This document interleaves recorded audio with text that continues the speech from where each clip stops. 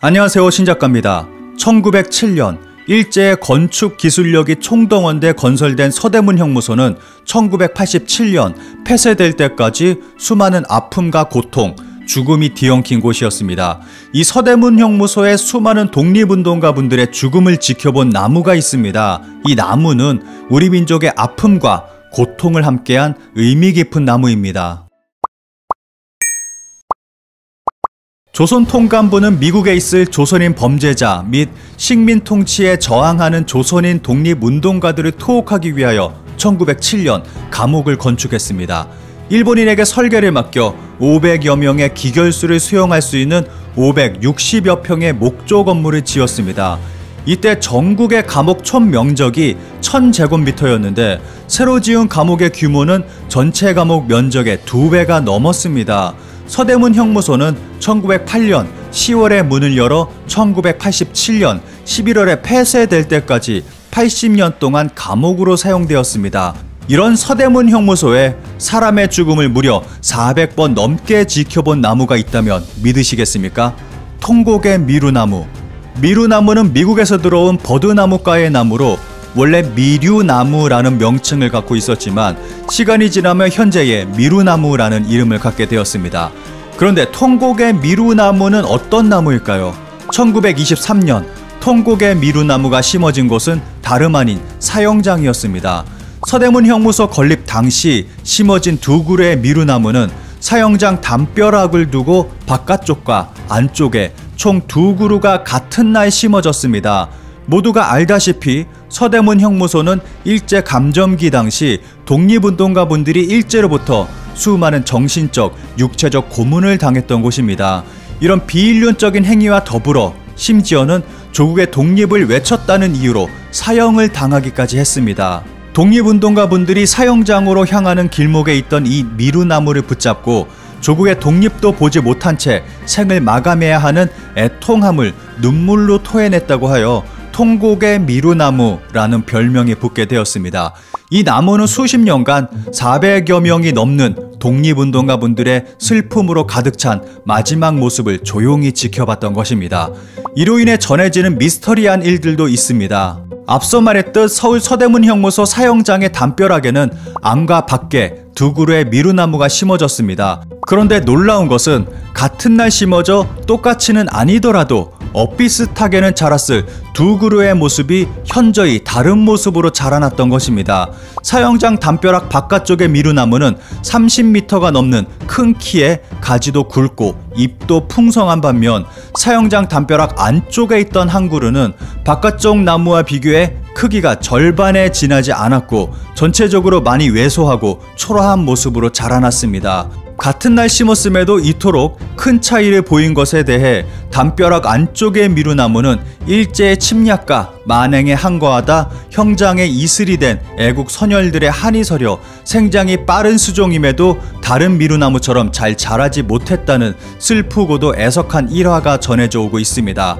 식물과 인간의 언어와의 관계에 대한 어느 연구에서 부정적인 말을 한 식물보다 긍정적이고 좋은 말을 한 식물이 잘 자랐다는 실험 결과도 있었는데 통곡의 나무의 성장에도 이와 같은 이유가 있지 않았을까요? 이 외에도 2000년대 초반 독립투사의 모습을 봤다는 목격담과 사형장의 깨진 유리창 사이로 사람의 형상이 촬영됐다는 등의 이야기가 전해진 것을 보면 아직도 그 애통한 한이 사라지지 않고 남아있는 것 같다는 생각이 듭니다. 하지만 이제는 더 이상 역사의 산 증인인 이 통곡의 미루나무를 볼 수 없게 됐습니다.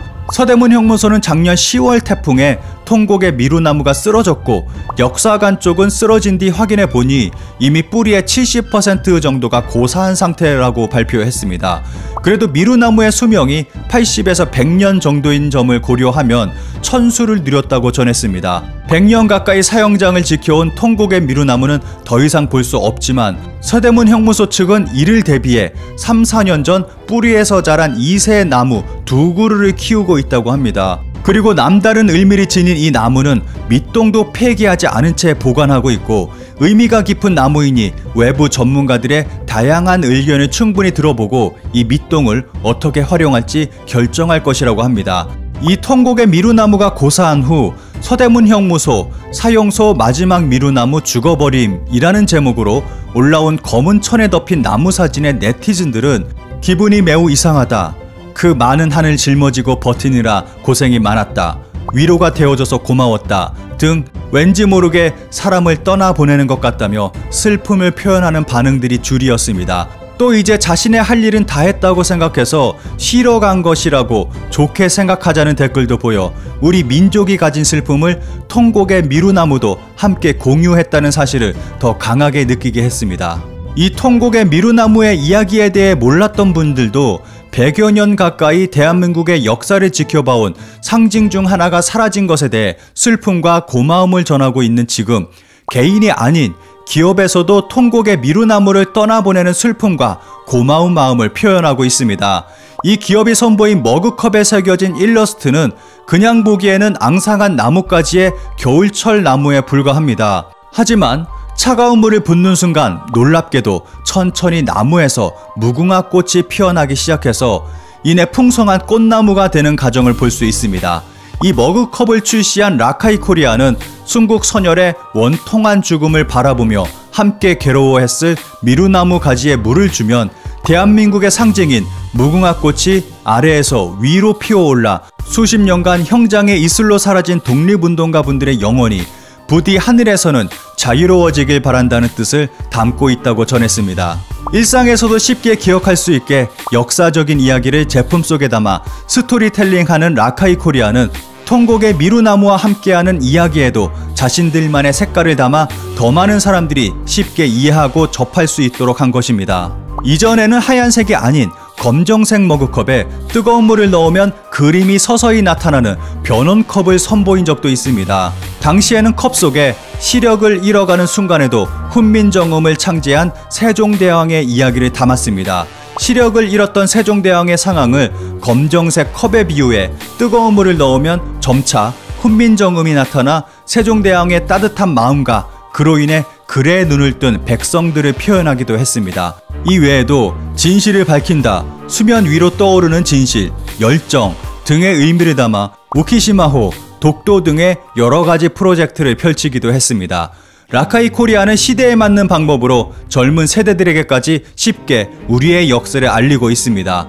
또 라카이 코리아는 세계로 뻗어나가는 한국의 대기업들의 기술력과 더불어 한국적인 디자인과 새로운 기술의 제품들로 해외에서도 인지도를 넓히고 있습니다. 슬픔의 역사를 지켜봐야 했던 통곡의 미루나무, 많은 분들의 말처럼 수백 번의 비통한 죽음을 지켜봐야 했지만 그동안 많은 변화가 일어난 지금의 대한민국을 보고 조금은 좋은 마음으로 자신의 할 일을 마치고 쉬러 간 것이라는 생각이 듭니다. 역사를 잊지 않은 한국의 기업가, 개개인들의 따뜻한 마음이 부디 나라를 지켜준 순국 열사분들에게 전해지길 바랍니다.